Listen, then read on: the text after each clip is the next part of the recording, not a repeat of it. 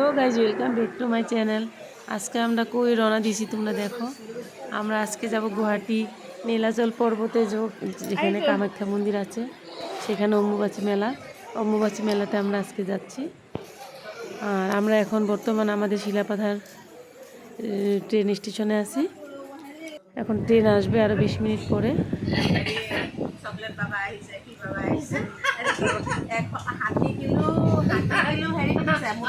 Train ছেড়ে দিয়েছে, আমরা এখন রওনা হয়ে গেছি। সকাল হয়ে গেল, এই যে সকালের দৃশ্য। আমরা রাত্রে 9:35 মিনিটে ট্রেন ছাড়ছে, আর এখানে সকাল। তারপর আমরা দেখো গুয়াহাটি আমরা স্টেশন থেকে নেমে আমরা আধা রাস্তা আমরা হাঁটলাম। এখানে 4 কিলোমিটার হাঁটতে হয় অম্বুবাচী মেলাতে আসলে। আর এটা হাঁটার কারণ হলো, যখন অন্য সময় আসা যায় তখন মন্দিরের সামনে ছোটো গাড়ি আসে, কিন্তু এখন মন্দিরের সামনে সম্পূর্ণ বন্ধ করে দিয়েছে। আর যেটা নরকাসুরের রাস্তা বানিয়েছিল কামাখ্যা মন্দিরে যাওয়া, সেই রাস্তাটা খুলে দেওয়ার পর এই অম্বুবাচীতে সেই রাস্তা দিয়ে যেতে হয়। আর সেই রাস্তাটা হলো 4 কিলোমিটার। 4 কিলোমিটারের মধ্যে আমরা আধা পথ আসছি, আর আমাদের আধা তখনও বাকি আছে। আর আমাদের জীবনের হাল একদম বেহাল হয়ে গেছে। রৌদ্র অনেক গরম, আমরা আর কথা বলতে পারতেছি না। তারপর জয় মাতা দি, মা কামাখ্যা আম করে নাও, তোমার কাছে অনেক কষ্ট। দেখো কিরকম অনেক রৌদ্র। তার মধ্যে আমাদের হাতে বেগ, এই যে দেখো অনেক কষ্ট করছে। কিলোমিটার আসছি, আরো উপরে কষ্ট করলো, বুড়া জোয়ান সব লোকে আসছে, দর্শন পাওয়ার জন্য। সবারই কষ্ট হচ্ছে অম্বুবাচী মেলা। কিন্তু একটা সুবিধা দিয়েছে, রাস্তা সবাই জল শরবত পাচ্ছি না খাওয়া, সবাই সাথে সবাইকে যে খায় খেতে পারে। মারে দর্শন করা অনেক কষ্ট গো, হে ভগবান। জয় মা কামাখ্যা। মা কামাখ্যা জানে, মা কামাখ্যা যা করে। আমরা আধা রাস্তায় আটকে গিয়েছি। ও দিদি, মা যেমনি যাবে রাস্তা, সবাইকে জিজ্ঞাসা করে গেলাম আমরা আর কত দূর, কত ঘন্টা লাগবে। 2 ঘন্টা না? আমার গলার আওয়াজটা অনেক খারাপ হয়ে গেছে। আমি ঘরে আসার পর আমার জ্বর হয়ে গেছে। 2 ঘন্টা, আরো 2 ঘন্টা রাস্তা আছে। তার জন্য আমি ভিডিওটা আপলোড দিতে পারিনি, এডিট করতে পারিনি। কিন্তু আমাদের রাস্তা শেষ হয় না, আমাদের মঞ্জিল পাইতেছি না। মারে পাইতে লেগে কষ্ট করতে লাগো। আমাদের শুধু গলা শুকিয়ে যায়, এই যে দেখো কত রাস্তা বাকি আছে, আর অনেক কষ্ট করছে। সারা ভারতের কোনার থেকে লোক আসে এই অম্বুবাচী মেলাতে। কামাখ্যা দর্শনের অনেক বাকি আছে। উত্তরপ্রদেশ, বেঙ্গল, কষ্ট করতে লাগে, কোনো জায়গার বাকি নেই। রাঁচি, সব জায়গার লোকের সাথে আমাদের অন্য সময় তো কষ্ট হয় না, কিন্তু অম্বুবাচী মেলা তার জন্য। ওই যাইছে বলে বাইরে।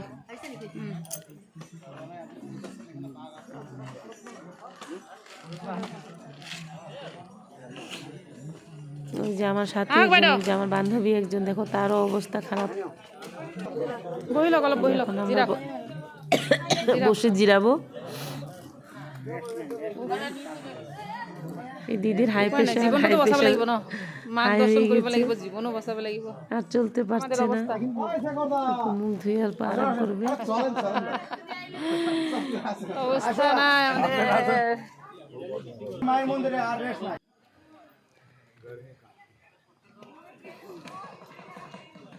ভগবানের কাছে গেলে তো অল্প কষ্ট করতেই হয় সবাই। তার জন্য আমরাও স্বীকার করছি যে আমরা কষ্ট করে হলেও আমরা অম্বুবাচীতে যাব। এমনি আমি মার দর্শন কয়েকবার করেছি, মন্দির আমি 4-5 বার গিয়েছি, কিন্তু এইবার আমার এই অম্বুবাচী মেলাতে আমার যাওয়ার অনেক শখ ছিল। অনেক দিন থেকে আমি ভাবছি একবার আমি অম্বুবাচী মেলাতে যাব, যতই কষ্ট হোক। অনেকটা দূর আসছি আমরা এখন অনেকটা এগিয়ে আসছি, 3 কিলোমিটার মতো আসছি, আরও 1 কিলোমিটার মতো বাকি আছে। এই যে দেখো আমরা এদিক থেকে গিয়ে আবার এই যে পাহাড় দিয়ে এই যে দেখো সম্পূর্ণ পাহাড়টা আবার ঘুরে যেতে হবে। মন্দিরটা কিন্তু সামনে, কিন্তু সম্পূর্ণ পাহাড়টা ঘুরে আমরা আরো হাঁটা বাকি আছে, ওই মাথাতে যেতে হবে। তারপরে আমরা মন্দিরটা পাবো। এদিকে যাওয়া যায়, আমাদের কাউকে যাইতে দিচ্ছে না। এদিকে রাস্তা আছে কিন্তু যেতে দেবে না, এদিকে নেমে আসতে পারে কিন্তু যেতে দেয় না। এর জন্য আমরা ঘুরে ওদিক দিয়ে সবাই, আমি না সবাই,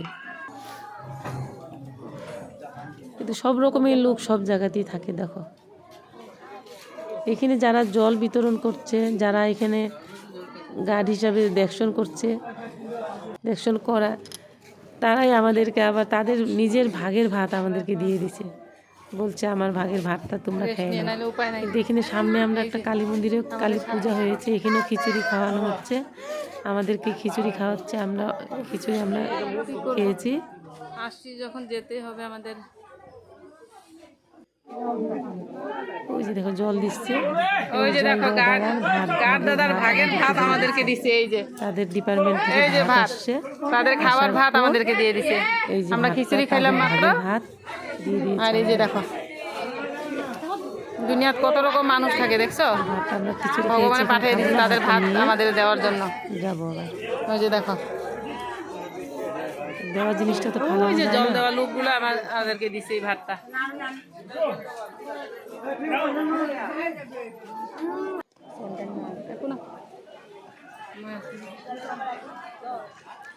এই যে ফাইনালি আমরা মন্দিরে সামনে ক্যাম্পে চলে আসলাম।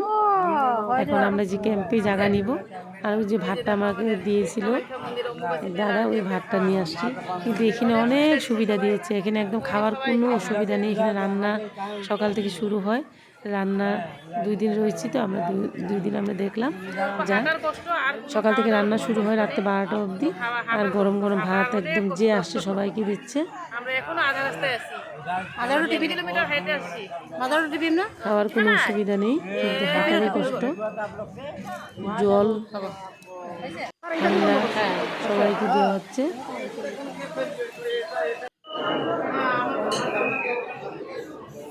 এখন আমরা চান টান করে আমরা মন্দিরে আসলাম। মন্দিরে আসলে যে সাধু বাবার মন্দিরে সবাই প্রথমে ঢুকলাম, ঢুকে এখানে আমরা প্রণাম করলাম, তারপর আমরা এখন ঘুরবো। এটা হলো আমাদের প্রথম দিন।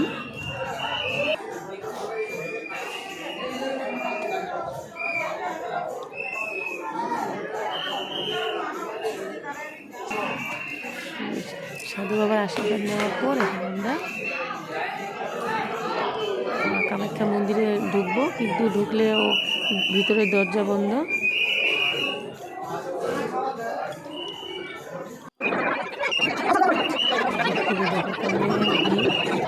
এই মন্দিরটাতে এখন আমরা ঢুকবো, ঢোকার পর আমরা পূজা করবো। পূজা করতে পারবো না, এমনি দর্শন করছি, নমস্কার করছি দক্ষিণা দিয়ে। তারপরে এই যে অল্প ঘুরলাম, মন্দিরটা অনেক দূর ঘুরে তারা ডিসিপ্লিন করে দিয়েছে, একদিকে ঢোকো একদিকে বের হও, উল্টাপাল্টা যাওয়া যায় না। তারপর ঘুরে আমরা দেখো আবার আসলাম রাত্রে। রাত্রে আসার পর আমরা এই যে ক্যাম্পে আবার খাবো। এই যে খাওয়া দাওয়া, খাওয়ার খুব সুবিধা দিয়েছে, আর খাওয়া অনেক টেস্টি বানায়, ডাল, নিরামিষ তরকারি, লেবু, কাঁচা লঙ্কা, কোনো অসুবিধা নেই। সবার জলও ফ্রিজ জল সবাইকে দিচ্ছে, কোনো অসুবিধা নেই।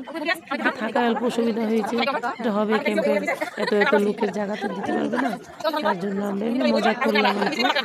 মজা করার পর পরের দিন, এটা হচ্ছে আমাদের সেকেন্ড দিন, সকাল হয়েছে। তারপর আমরা যে সেকেন্ড দিন আমরা স্নান টান করে আবার আসলাম পূজা করতে।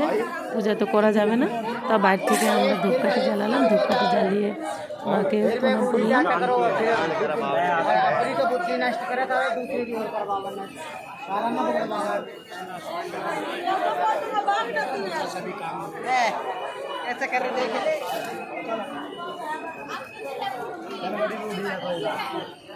সাধু সন্ত এমনি তো ঠিক আছে, কিন্তু শান্তি দেয় না, পূজাও করতে দেয় না, একদম খালি ফোঁটা দিতে চায় আর দক্ষিণা চায়, খালি শুধু ফোঁটা দেয় আর দক্ষিণা চায়, কিন্তু পূজাটা ভালোভাবে করতে দেয় না।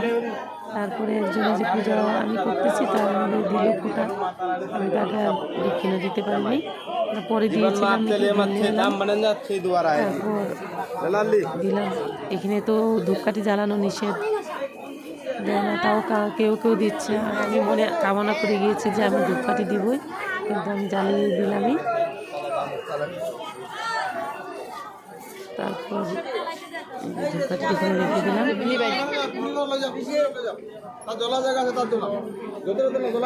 আপনার দেখলে 10টা জ্বলাবো ওইটা লয়ে আলো প্যাকেটটা লয়ে আলো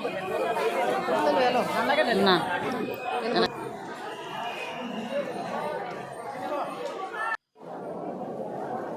পয়সা খোঁজার লোকের অভাব নেই, কাকে দিব কাকে দিব না। কত বুড়া লোক, কত সাধু, কত ব্রাহ্মণ না, কত পণ্ডিত, কত লোক অনেক আছে।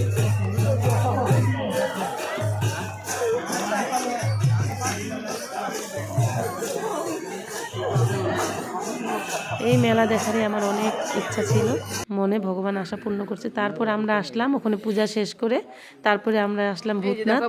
ভূতনাথ এসে আমরা এখন সবার আগে ভূতনাথ আর বগলা মন্দির একই রাস্তা। আমরা প্রথমে ঢুকবো বগলা মন্দির, অনেক উপরে সিঁড়ি বাইতে বাইতে বাইতে অনেক বাইতে হয়, সিঁড়ি চড়ে চড়ে তারপর একদম উপরে বগলা মন্দির। কিন্তু সব মন্দিরে দরজা বন্ধ, পূজা করা যায়, বাইরে থেকে ধূপকাঠি জ্বালানো যায়। ওই যে দেখো কত উপরে। তারপরে এই যে বগলা মন্দির দেখাবো। এই যে আধা পথে কুচবিহার থেকে আসছে এই বাবা, আমাকে বলছে আমাকে ফটো উঠা, ফটো তুল, ফটো তুল। আমি তখন ভিডিও করছি, ভিডিও করার সময় তো ফটো উঠানো যায় না।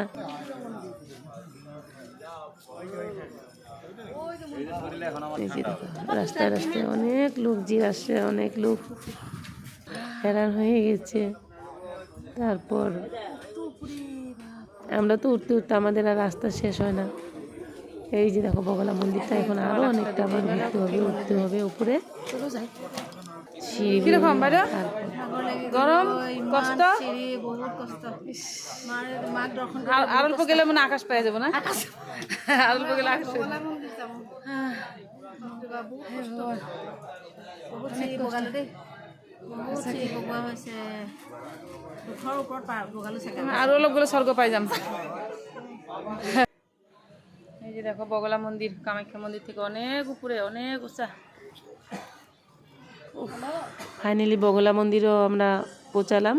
এই যে বগলা মন্দির আমরা দক্ষিণা দিয়ে নমস্কার করলাম, এখানে ধূপকাঠি জ্বালাইনি। তারপর এই যে দেখো আবার ভূতনাথের রাস্তাতে এই যে যজ্ঞ হচ্ছে, এই যে জটালা বাবা কত লম্বা জট নিয়ে বসে আছে। তারপর যে সাধু সন্ত সবাই বসে আছে, এখানে মন্ত্র হচ্ছে, যজ্ঞ হচ্ছে, দিন রাত যজ্ঞ হচ্ছে, অখণ্ড যজ্ঞ চলছে। এখানে দর্শন করলাম আমরা। তারপর আমরা আসার পথে দেখো কি হলো, মন্দিরে ঢোকার পরে আবার এরকম ভিড় হলো যে এখানে আসছে নাগা বাবা, নাগা বাবার সাথে আরও তো সাধু আছে। আর নাগা বাবা আসার পরে গার্ড হয়েছে, তারপরে এরকম ভিড় আমরা তো পাওয়া যেতে পারি না, হাতে মোবাইলও বেগে ঢুকতে পারি না, এরকম ভিড়।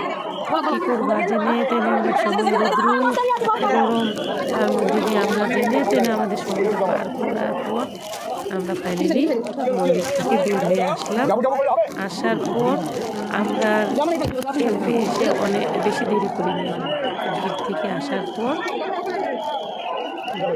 আমরা অল্প সময় রেস্ট করে আমরা অল্প ডাল ভাত খেয়ে তারপর আমরা আবার রওনা দিলাম স্টেশনের দিকে।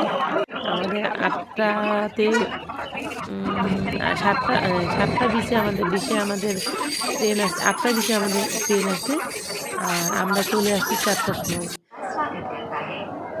তারপর আমরা দাঁড়িয়ে দেখলাম সব কিছু একটার পর একটা ট্রেন আসছে আর সবাই যাচ্ছে যার যেদিকে সফল।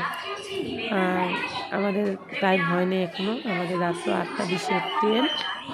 তারপর আমরা ভগবান আমাদের ভালোভাবেই আনছে। বাই সবাই।